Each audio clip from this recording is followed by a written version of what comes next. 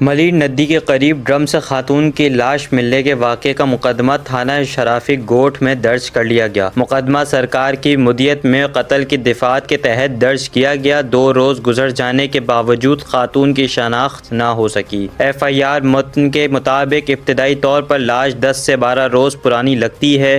لاش زیادہ پرانی ہونے کی وجہ سے فنگر پرنٹس نہیں مل سکے۔ SSP ملیر کا کہنا ہے کہ دیگر تھانوں کو خاتون کی مسنگ رپورٹ پر فوری اطلاع دینے کی ہدایت دی ہے۔ ایک خاتون سے ابھی رابطہ کیا مگر خاتون کی شناخت نہیں ہوئی۔ SSP ملیر کا کہنا تھا کہ واقعے کے مختلف پہلوؤں سے تفتیش کر رہے ہیں۔